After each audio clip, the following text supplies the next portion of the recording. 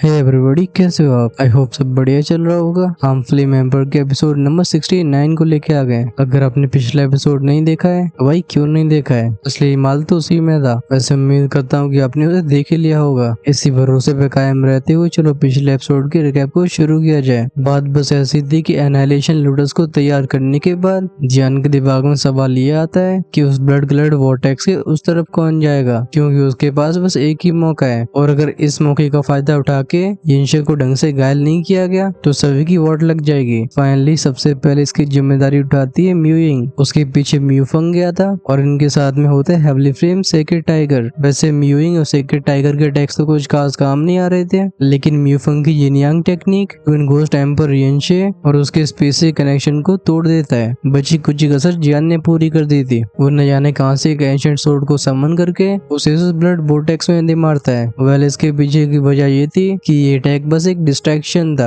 असली काम करना था एनाइलेशन लूडर्स को। ऑल्दो प्रोसेस काफी ज्यादा कॉम्प्लिकेटेड होता है और उसके बारे में जानने के लिए आपको पिछला एपिसोड ही देखना होगा। बट बेसिकली जियान की तरफ से सब कुछ सही होने के बाद भी ट्विन घोस्ट एम्पर के पास ऐसी स्ट्रेंथ थी कि उसने एनाइलेशन लूडर्स के 2 हिस्से कर दिए थे, ऑफ कोर्स अपनी घोस्ट सोर्ड का इस्तेमाल करके। लेकिन उसने भी कभी सोचा नहीं था कि एनाइलेशन लूडर्स की सबसे टेरिफाइंग पावर उसकी फ्लेम नहीं है, न ही जियान की वो मेंटल स्ट्रेंथ या स्पिरिचुअल पावर है। असली काम करती है सोल लीडर टेलिस्मैन की डिवावरिंग पावर। वो यिनशे के सारे डिफेंसेस को खा जाती है। जैसे यिनशे की बैंड बज गई थी, मतलब वो फंस जाता है एक्सप्लोजन में। जब सभी को लग रहा था कि वो युद्ध जीत चुके हैं, न जाने कहां से एक ब्लैक फिगर जियान के ऊपर टूट पड़ता है और अभी बेचारा जियान रिकवर कर रहा था। चलो हम यहीं से अपने इस एपिसोड की शुरुआत करते हैं। चीजें होंगी काफी इंटरेस्टिंग, सो वीडियो को लास्ट तक देखना बिल्कुल बनता है। इससे पहले इस फिगर का पाम अटैक जियान की खोपड़ी में टकरा पाता, एक आइजोस फ्लेम उसका रास्ता रोकती है। ऑफ कोर्स जियान की हेल्प करने के लिए म्यूइंग आई थी। वो जियान से कहती जियान केयरफुल। उसकी ब्लू फ्लेम की टेरिफाइंग टेम्परेचर की वजह से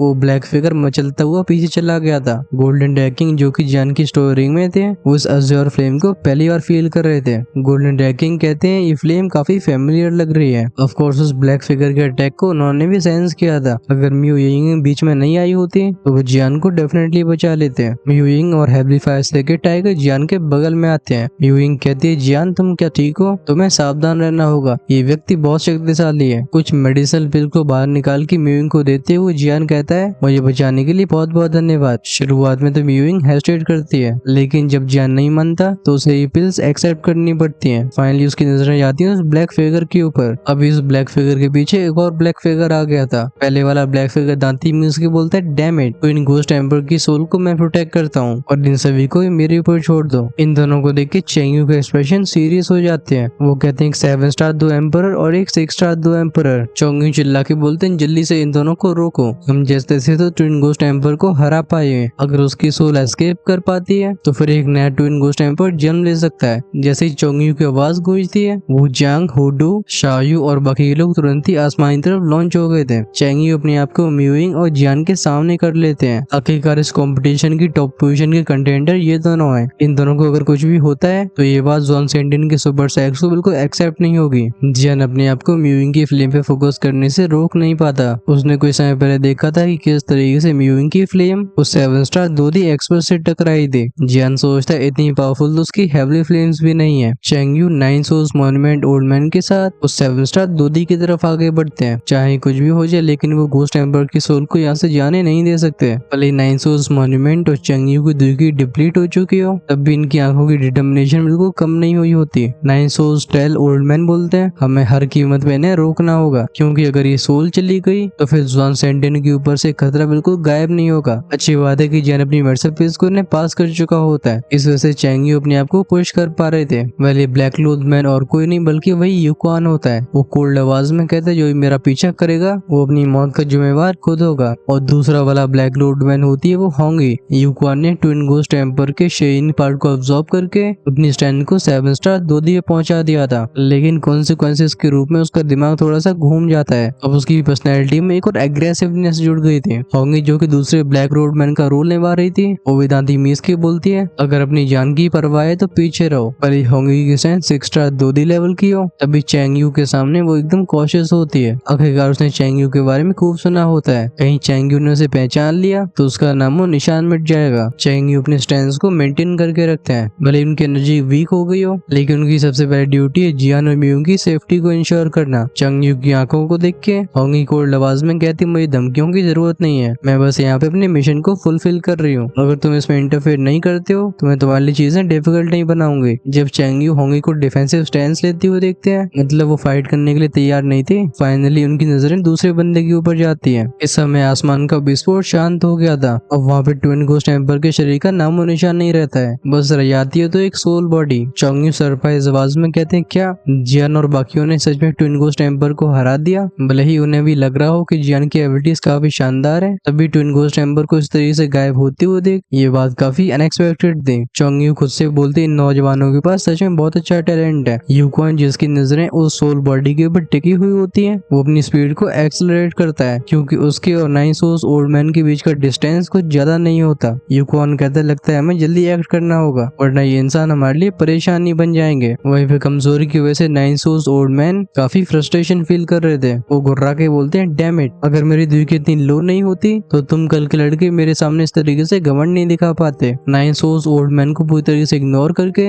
यूक्वान फाइनली सोल बॉडी के पास पहुंच जाता है और तुरंत ही अपने मुंह को खोल के सीधा उस सोल बॉडी को गटक गया था। इस नजारे को जियान भी देख पाता है। वो कहता है ये क्या घटिया इंसान है, असल में उसे घटिया भूत बोलना था, बट कोई नहीं, ये कनेक्शन हम कर देते हैं। जियान गोल्डन डैकिंग से पूछता है मास्टर क्या घोस्ट वर्ल्ड में ऐसी डिवावरिंग टेक्निक्स कॉमन है? गोल्डन डैकिंग की आवाज भी काफी सोलम होती है। वो कहते हैं ऐसा बिल्कुल नहीं है, ऐसी टेक्निक्स घोस्ट वर्ल्ड में बिल्कुल कॉमन नहीं है, बल्कि इन्हें इंसानों के बीच में ढूंढा जा सकता है। वो जियान से कहते हैं तुमने अच्छा किया, लेकिन अभी भी तुम्हें सतर्क रहना होगा। ऑफ कोर्स जियान भी अपनी परफॉर्मेंस से सेटिस्फाइड होता है। उसने जिस लेवल की पावर को अनलीश किया था, जियान ने काइंड ऑफ परमानंद का अनुभव कर लिया होता है। वो एनर्जी का फ्यूजन जिसमें फ्लेम पावर मिली हुई होती है, इसकी वजह से फायर लोटस की डिस्ट्रक्टिव स्ट्रेंथ कई गुना एम्पलीफाई हो गई थी। अपनी 4 स्टार दोदी के स्ट्रेंथ के साथ जियान को ऐसा लगता था कि वो लोटस ऑफ एनलेशन का इस्तेमाल करके पीक 4 स्टार दोदी की बैंड बजा सकता है। और अगर बात करिए 5 स्टार 2 एम्पर के खिलाफ फाइट की, तो ऐसे एक्सपर्ट के खिलाफ ये जरूरी नहीं है कि वो डिसएडवांटेज में रहे। ये उसका अब तक का सबसे ग्रेटेस्ट वेपन है। जियान मनी मन में कहता है मैंने सोचा नहीं था कि सोलिटर टेलिस्मैन का इफेक्ट इतना ज्यादा अच्छा होगा। मुझे बस ऐसा लग रहा था कि मैं बस ट्विन गोस्ट एम्पर को डैमेज पहुंचा पाऊंगा, लेकिन उसकी फिजिकल बॉडी को पूरी तरीके से डिस्ट्रॉय कर पाना ऐसा मैंने सोचा भी नहीं था। वो एक स्माइल के साथ बोलता है अच्छी बात है कि मेरे पास इतना पावरफुल टूल है। ये सोचते सोचते उसका ध्यान जाता है म्यूइंग के ऊपर, जो कि उसके बगल में खड़ी होती है। अभी म्यूइंग इतनी थक चुकी होती है कि पसीना उसके माथे पे भी देखा जा सकता था। म्यूइंग की बॉडी में एक जेंटल एनर्जी को चैनल करते हुए जियान कहता है कुछ समय पहले मेरी हेल्प करने के लिए धन्यवाद। जियान की ऊर्जा को स्वीकार करने में म्यूइंग ज्यादा हेस्टेट नहीं करती। वो जानती थी कि अभी वो दुश्मन के इलाके में, इस समय उसका अपने पास स्ट्रेंथ होना बहुत जरूरी है। जियान की वार्म एनर्जी को फील करके वो कहती है कोई बात नहीं। तभी जियान ऊपर इशारा करके बोलता है देखो वो काली पोशाक वाले लोग भागने की कोशिश कर रहे हैं। अभी यूक्वान जिसने उस गोस्ट टेम्पर की सोल को निकल लिया था, उसकी बॉडी से अलग अलग एनर्जीज की वेव से रप्ट हो रही होती है। ऐसा लगता है उसकी स्ट्रेंथ बढ़ रही हो। 9 सोर्स मॉन्यूमेंट फ्यूरियस आवाज में रोर करते हुए बोलते हैं इसे जल्दी से रोको, इसने ट्विन गोस्ट टेम्पर की सोल को डिवावर कर लिया है। ओडू, वुजांग और बाकी के लोग नोट करके तुरंत ही यूक्वान को घेर लेते हैं। इतने सारे इंसानी एक्सपर्ट्स को अपनी चारों तरफ देख के यूक्वान मनी मन में कहता है मैं इन सभी का मैच नहीं हूँ। वो ट्विन गोस्ट टेम्पर की सोल की बैकलैश को दबाने की कोशिश कर रहा होता है। अगर उसे इतने सारे पावर हाउसेस ने घेरा नहीं होता तो वो इस सोल को इतनी आसानी से सॉल्व बिल्कुल नहीं करता। खासकर अभी यूक्वान के लिए सोल को सप्रेस करना इसलिए जरूरी होता है क्योंकि अगर उसने इस सोल के ऊपर जीत हासिल नहीं करी तो फिर वो ट्विन गोस्ट टेम्पर का एक वेसल बन जाएगा। अपने आप को ऐसे डिसएडवांटेज में देख के होंगी कहती है लेट्स गो।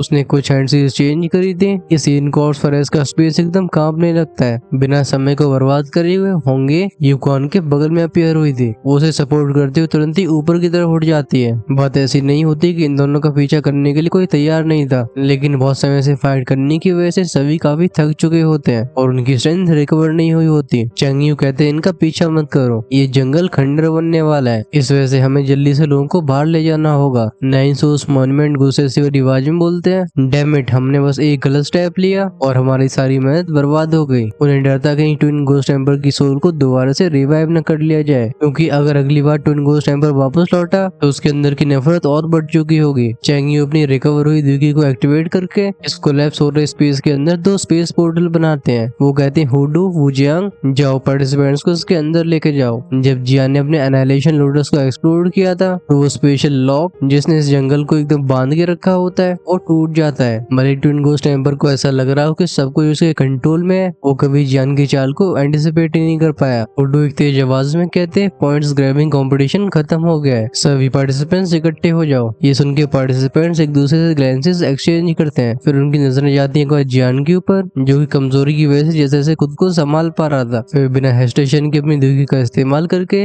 ये सभी उन स्पेस पोर्टल की तरफ उड़ने लगे थे। वो जानते थे कि बिना जियान के इनमें से किसी की जान नहीं बचती। लू गोंग म्यूफंग यूरो को जियान की तरफ जाते हुए देखता है। वो भी अपने पीछे खड़ी वुमन से हाथ वेव करके बोलता है, चलो हम भी चलते हैं। ऑल्दो वो जानता था कि जियान इतना कंट्रीब्यूट करने की वजह से इस कंपटीशन की टॉप रैंकिंग हासिल करने वाला है, लेकिन इसका मतलब ये नहीं था कि वो जियान के लिए ग्रेटिट्यूड फील ना कर रहे हो। ऑल्दो यूनिकॉर्ड्स फॉरेस्ट का स्पेस काफी तेजी से कोलैप्स हो रहा था, लेकिन पावरफुल एक्सपर्ट्स तब भी इसे थोड़ा सा स्टेबलाइज करने की कोशिश करते हैं। इस समय का इस्तेमाल करके सारे पार्टिसिपेंट्स उस स्पेस पोर्टल के अंदर लगभग एंटर कर जाते हैं। जियान जो कि काफी थक चुका था, वो भी अपने साथियों से कहता है, चलो हम भी चलते हैं। शायू जियान की तरफ देख के स्माइल करके बोलता है, शुरुआत में मैं तुमसे पर्सनल रीजंस की वजह से मिला था, लेकिन मैंने एक्सपेक्ट नहीं किया था कि मेरी जान तुम्हारे हाथों से बचेगी। इस मोमेंट की इंपोर्टेंस को जान के नाइन सोर्स मॉन्यूमेंट शायू से बोलते हैं, शायू आज से तुम्हें तुम्हारी फ्रीडम वापस मिल गई है। उनके एक इशारे पे जो बाइंडिंग चेन शायू से जुड़ी हुई होती है वो तुरंत ही शैटर हो जाती है। शायू कहता है, इसका मैंने बहुत लंबे समय से इंतजार किया था। वो पीछे मुड़ के जियान से अपने एग्रीमेंट को कैंसिल कर देता है, क्योंकि अब शायू को थंडरबोल्ट किंग को सेव करने का एक और मेथड मिल गया है। भले ही दोनों के बीच की डील कैंसिल हो गई हो, तब भी दोनों के बीच में दोस्ती हो चुकी होती है। चैंग जियान से कहते हैं, जियान तुम्हारा बहुत बहुत धन्यवाद, तुम्हारे वरना यहाँ पे रायता फैल जाता। जियान भी तुरंत ही बाव करके बोलता है, सीनियर आपको ऐसे फॉर्मल होने की जरूरत नहीं है। जब जियान बगल में मुड़ता है, उसका ध्यान जाता है म्यूइंग के ऊपर। वो नोटिस करता है कि म्यूइंग उसे काफी ज्यादा क्यूरियोसिटी के साथ देख रही है। ऐसा लगता है जैसे वो किसी चीज को ढूंढ रही हो, भले ही वो भी काफी काम दिखाई दे रही हो। उसकी आंखों में एक एंशियसनेस मौजूद थी। जियान म्यूइंग की तरफ हाथ वेव करके बोलता है, लेट्स गो। फिर वो म्यूइंग हेवली सेक्रेड टाइगर बिना हेजिटेशन के एग्जिट की तरफ चले जाते हैं। इस जगह से गायब होने से पहले चैंग यू कहते हैं, I hope twin ghost amber की सोल के खोने की वजह से हमें फिर से किसी डिजास्टर का सामना न करना पड़े। ये कह के चैंग यू की बॉडी वैनिश हो गई थी। उनके जाने से इन्फर्नल फॉरेस्ट फिर से पूरी तरीके से खाली हो जाता है। ऐसा लगता है जैसे हजारों सालों से ये बंजर पड़ा हो। सीन हमें एक दूसरे रियल्म का दिखाया जाता है। एक ऊंची सी सीढ़ी के ऊपर एक फिगर बैठा हुआ होता है, लेकिन अचंभे की बात यह होती है कि इस यूनिकॉर्न फॉरेस्ट के सारे इवेंट्स वो फिगर ऑब्जर्व कर रहा था। उसकी बॉडी में से ऐसा ऑमिनस घोस्टली ऑरा रेडिएट हो रहा था, जो कि ट्विन गोस्ट एम्पर यिंगसे से कई गुना खतरनाक होता है। वो फिगर एक कोल्ड स्माइल के साथ बोलता है, वो घमंडी ट्विन गोस्ट एम्पर अपनी सीट से बाहर आने के बाद ही तुरंत ही इंसानों के हाथों से मारा गया। सच में कितना पैथेटिक क्रीचर था। उस डार्क पोर्टल के अंदर जियान काफी सेटिस्फाइड फील करता है। ये पॉइंट ब्लेंडरिंग कंपटीशन फाइनली खत्म हो गया। गोस्ट वर्ल्ड के इविल सोल या सोल ईटर टेलिस्मैन को भी छोड़ दिया जाए, तब भी जियान के बहुत सारे फायदे हुए होते हैं। ये इनकॉर्स फॉरेस्ट को छोड़ने के बाद जियान को अपनी कल्टिवेशन एंड ब्रेक थ्रू के साइंस दिखाई दे रहे थे। ये बात जियान के लिए ज्यादा खुशी की इसलिए थी क्योंकि उसे 4 स्टार 2 दिन ब्रेक थ्रू करे हुए लंबा समय नहीं हुआ था। नए ब्रेक थ्रू का प्रोस्पेक्ट जियान को एक्साइट कर देता है। अभी जियान 4 स्टार 2 एम्पर के अर्ली स्टेज पे था। जैसे ही कंपटीशन खत्म होकर जियान एक स्टैक को ज्वाइन करता है, उसे मिडिल स्टेज 4 स्टार 2 एम्पर में ब्रेक थ्रू करने में कोई परेशानी नहीं होगी। जियान जानता था कि उसका ब्रेक थ्रू या सीनकॉर फॉरेस्ट की फाइट की वजह से है, खासकर जब जियान ने चैंग यू, 9 सोर्स मॉन्यूमेंट और लेटली की पावर को साथ में अब्सॉर्ब किया होता है, जिससे जियान की स्ट्रेंथ 7 स्टार 2 दी हो गई थी। ऐसा होने पे जियान के अंदर दुखी को होल्ड करने की कैपेसिटी बढ़ जाती है। भले ही बाद में वो स्ट्रेंथ चली गई हो, लेकिन वो इमेंस पावर वाली फीलिंग जियान के अंदर रह गई थी। उसके लिए किस्मत की बात यह कि उसके पास सोल ईटर टेलिस्मैन का अप्रूवल होता है, क्योंकि अगर उसके एनाइलेशन लूटस ने सोल ईटर टेलिस्मैन की डिवोरिंग पावर को अब्सॉर्ब नहीं किया होता, तो शायद वो ट्विन गोस्ट एम्पर के डिफेंसेस को नहीं तोड़ पाता। आफ्टर ऑल गोस्ट सोर्ड और गोस्ट आर्मर को पहनने के बाद ट्विन गोस्ट एम्पर 9 स्टार 2 दी से फाइट करने के लिए रेडी होता है। कुछ समय तक और ट्रेवल करने के बाद यह नोटिस करता है कि अब सारे पार्टिसिपेंट उसे रिस्पेक्ट के साथ देख रहे हैं। वो इन सभी के बारे में सोच ही रहा होता है, तभी उसके सामने चैंग यू का फिगर अपीयर होता है। चैंग यू जो कि बर्निंग इंसेंस पवेलियन के आउटर पवेलियन के वाइस पवेलियन मास्टर होते हैं, उनके यहाँ पे सबसे हाईएस्ट अथॉरिटी होती है। जियान पूछता है, सीनियर क्योंकि इस कंपटीशन के अंदर इतने सारे अनएक्सपेक्टेड इवेंट्स हुए, तो फिर रैंकिंग कैसे डिसाइड होंगी। उसे इस चीज के बारे में काफी चिंता होती है, क्योंकि इस कंपटीशन का नंबर 1 पार्टिसिपेंट ही ज़ोलिंग रॉयल फैमिली के इंपीरियल पॉइंट में जा पाएगा। चोंग यू कहते हैं, हाँ ये बात सही है कि इस बार हमने ऐसी चीजों को एंटिसिपेट नहीं किया था, लेकिन तुम्हारे एफर्ट्स की वजह से हम बहुत बड़े डिजास्टर को बचा पाए। इस वजह से इस बार इंपीरियल पॉइंट में तुम, म्यूफंग और म्यूइंग तीनों एंटर करोगे। और जहाँ तक बात रही नंबर 1 पोजीशन की, ये कहते कहते चैंग यू के चेहरे पे स्माइल आ गई थी जब जियान को मालूम पड़ता है कि उसे इंपीरियल पॉइंट तक पहुंचने का मौका मिल गया है, उसे रिलीफ फील होती है। अभी कंपटीशन उसके लिए कोई सिग्निफिकेंट वैल्यू नहीं रखता था। इस वजह से नंबर 1 रैंकिंग की चिंता करना भी छोड़ देता है। इससे पहले जियान के ख्यालों का पुलाव पक पाता, उसके कान में म्यूफंग की हंसी से भरी आवाज आती है। वो हंस के बोलता है, हे जियान, क्या तुम्हें नहीं पता इस कंपटीशन के चैंपियन तुम हो। म्यूफंग के चेहरे पे किसी भी तरीके की जेलसी या फिर डिससेटिस्फेक्शन दिखाई नहीं देता, बल्कि वो जियान के लिए जेन्युइनली हैप्पी लग रहा था। ऐसा इसलिए होता है क्योंकि म्यूफंग की पर्सनैलिटी कुछ ऐसी ही होती है। दूसरी बात ये थी कि उसे इंपीरियल पॉइंट में जाने का मौका मिल गया था। इस वजह से वो बाकी चीजों की ज्यादा परवाह नहीं करता।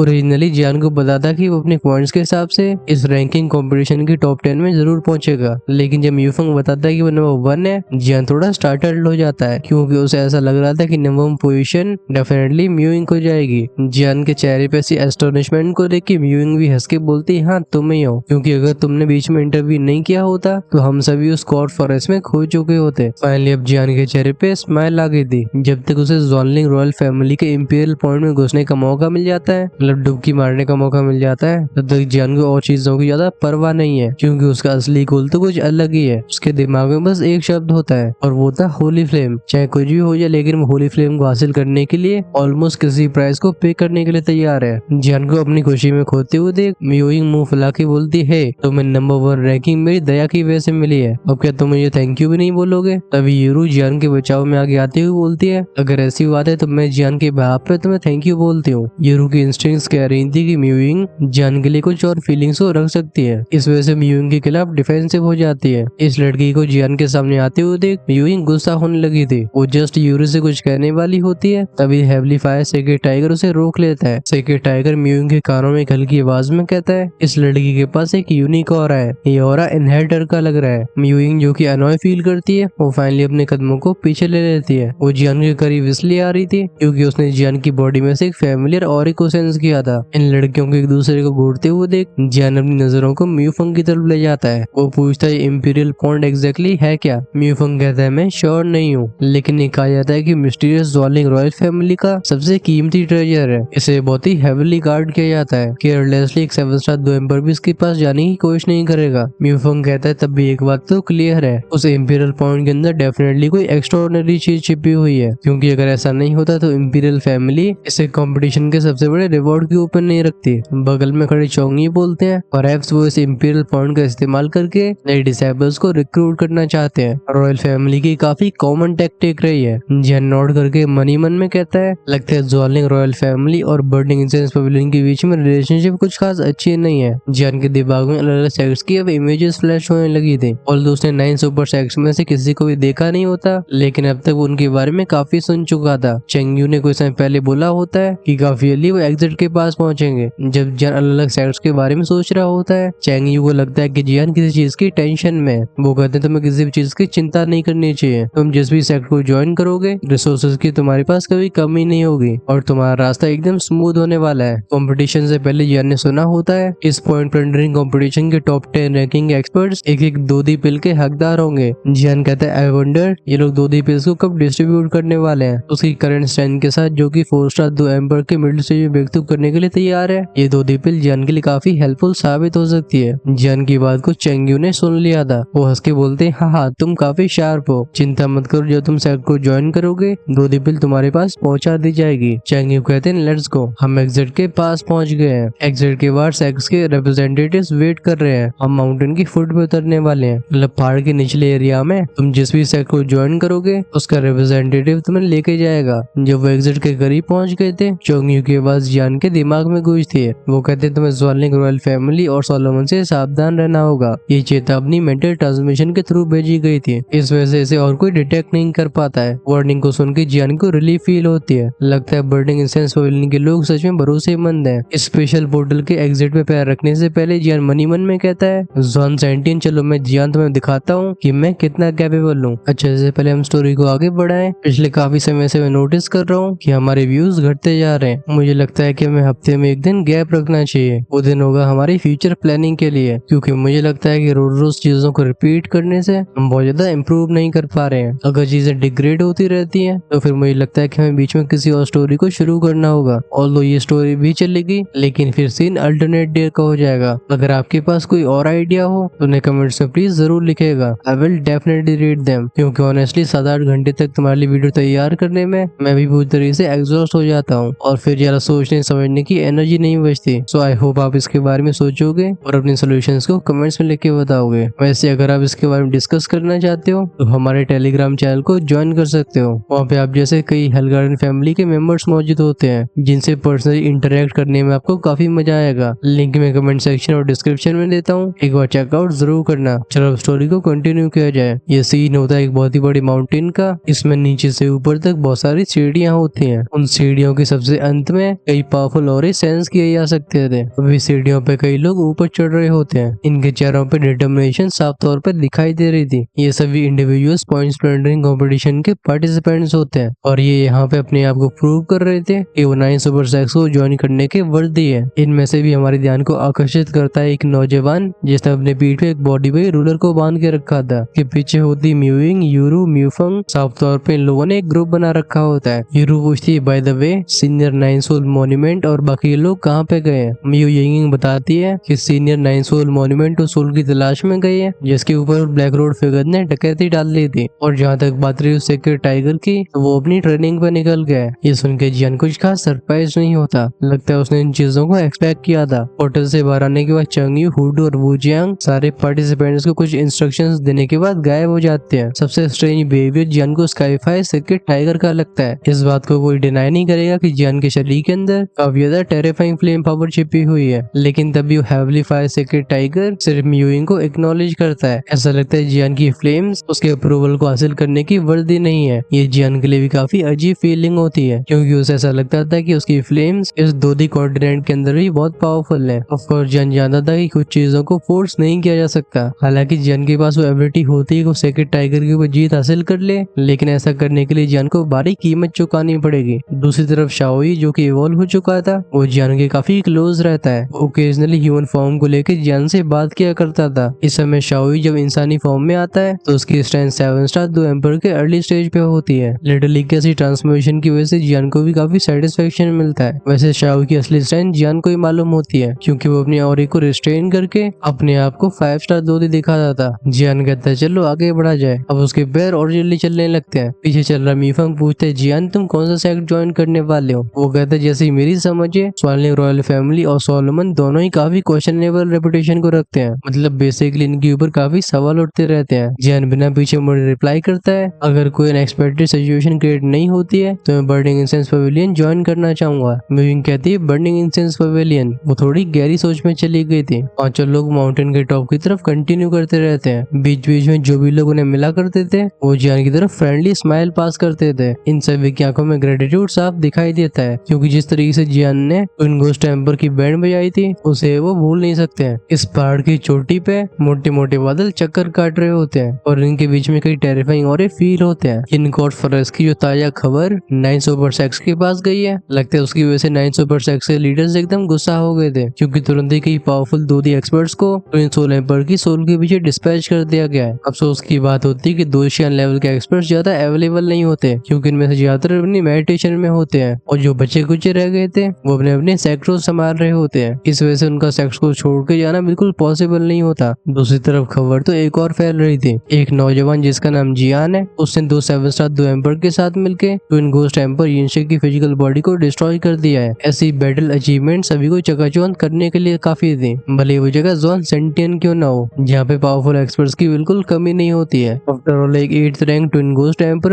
जिसकी स्ट्रेंथ 8 स्टार 2 एम्पर के बराबर होती है, वो कोई आसान दुश्मन नहीं होता। तब भी जिस तरीके से लड़का उसे मरने की कगार में पहुंचा पाया है, ये चीज लोगों के लिए शॉकिंग थी। ये जगह माउंटेन की समिट की थी, मतलब पहाड़ की चोटी की आवाज एक मिडिल एज मैन की गूंजती है। वो कहते हैं हाँ तो बच्चे माउंटेन के फुट पे पहुंच गए हैं। इस मिडिल एज मैन के बगल में एक रेड रोड मैन खड़ा था। वो उससे बोलता है चैंगयू और वूजियांग के हिसाब से इस कंपटीशन में कई एक्सेप्शनल टैलेंट्स उभर के आए हैं, उनमें से कुछ के पास बहुत ही शानदार पोटेंशियल है। वो रेड रोड मैन स्माइल के साथ बोलते हैं हाँ बिल्कुल सही कहा आपने। तभी एक और मोटा ताजा व्यक्ति बोलता है आई वंडर इनमें से सबसे तेज राइज कौन करेगा। तभी एक दुबला पतला देखने वाला मिडिल एज मैन उस लाल कपड़ों वाले व्यक्ति को टीज करते हुए बोलता है मुझे डर है कि कहीं तुम्हारे बर्निंग इंसेंस पवेलियन को इस बार भी खाली हाथ वापस न लौटना पड़े। ये लाल कपड़ों में और कोई नहीं बल्कि चैंगयू थे। इस लकड़ी जैसे बंदे की बात को सुन के वो गुस्से से भरी आवाज में कहते हैं सोलोमन के 12th एनवॉय तुम्हें ज्यादा बकवास बकवास नहीं करनी चाहिए। वो थिन मैन कहता है मैं तो बस फैक्ट्स बता रहा था। चोंग यू कोल्ड स्नॉट के साथ बोलते हम तुम ये मत सोचो कि तुम्हारी कुछ एडवांटेजेस की वजह से सारे पार्टिसिपेंट्स तुम्हारे सेक्स से चिपकने वाले हैं। वो पतला सा व्यक्ति एक शार्प आवाज में कहता है burning incense pavilion vice pavilion master, आपको इसके बारे में चिंता करने की जरूरत नहीं है, हम अपने मैटर्स को संभाल सकते हैं। चेंग यू फिर से कोल्ड स्नॉट के साथ बोलते हैं हम क्या सोलोमन का एक वॉच डॉग जो कि 12th पोजीशन पे आता है वो मुझसे बात करने की क्वालिफिकेशन रखता है। अगर तुम्हें सच में कॉन्फ्रंटेशन चाहिए तो जाओ अपने टॉप 3 लीडर्स में से किसी को भेजो। लगता है चोंगी के पहने पहने शब्द उस 12th एनवॉय के कुछ ज्यादा ही चुभ गए थे। उसका चेहरा गुस्से के मारे लाल हो जाता है। 9 सुपर सेक्ट के सामने चोंगी की इंसल्ट उसके लिए एक बहुत ही बड़ी ह्यूमिलेशन थी। अगर उसकी स्ट्रेंथ सिर्फ 7 स्टार दूधी के अर्ली स्टेज पे नहीं होती तो वो अभी तक चंगयू के ऊपर हमला कर चुका होता, लेकिन चंगयू की स्ट्रेंथ की वजह से अपने आप को दांती मीस के रोक के रखता है। इससे पहले आर्गुमेंट मार्केट में बदल पाती, इन सभी के बीच में से एक रिफाइंड वॉइस बाहर आती है और डिग्निटी से भरी आवाज कहती है हमें यहाँ पे इस तरीके से आर्ग्यू करने की जरूरत नहीं है। आखिर से बच्चों के ऊपर क्या इफेक्ट पड़ेगा। इस फिगर के पीछे 2 जेड सोर्ड टंगी होती है। जब 10,000 सोर्ड सेक्टर लीडर इंटरवीन करता है तो चैंगयू और 12th एनवॉय बहस करना बंद कर देते हैं। दोनों को बताता है कि इस बंदी की स्टैंड ट्विन गोस्ट एम्पर के बराबर की है, मतलब बेसिकली 8 स्टार 2 एम्पर के ऊपर का है। और तो रूमर्स के हिसाब से 9 सुपर सेक्स में 10,000 सोर्ड सेक्ट सबसे पावरफुल है। इस वजह से उसके लीडर को ऑफेंड करना सही नहीं होगा। आई गेस ये भी किसी आउटर पवेलियन का लीडर होगा क्योंकि इन सुपर सेक्स के असली सेक्ट मास्टर तो दोशियन लेवल तक होंगे। जुआन सेंटियन यहाँ पे पावरफुल सेक्स की बिल्कुल कमी नहीं है। ये हर 10 सालों के बीच में ग्रैंड कंपटीशन हेल्ड किया जाता है। इस प्रतियोगिता का लक्ष्य अपने डिसाइपल्स की स्ट्रेंथ को 6 से एक्सेस करने का होता है, लेकिन इस बात को सभी समझते हैं कि कंपटीशन इन सेक्स के बीच की राइवलरी भी है। ज़्वानलिंग कॉर्डिनेट की ज़्वानलिंग रॉयल फैमिली सिर्फ इन 9 सुपर सेक्स को ही रिकॉग्नाइज करती थी, बाकी के सब लेसर सेक्स होते हैं। इन 9 सुपर सेक्स के लिए आउटस्टैंडिंग डिसाइपल्स को रिक्रूट करना इसलिए जरूरी था क्योंकि 9 सुपर सेक्स के पास अपने अपने माउंटेन्स होते हैं जिससे इन्हें इंपीरियल एनर्जी मिलती है, लेकिन इंपीरियल एनर्जी तभी मेंटेन करी जा सकती है अगर ये शानदार डिसाइपल्स को कल्टिवेट कर सके। हर 10 सालों में होने वाला कंपटीशन ही डिसाइड करता था कि कौन कौन अपने सुपर सेक्स के स्टेटस को रख पाएगा। इस कंपटीशन में ज़्वानलिंग रॉयल फैमिली और 9 सुपर सेक्स के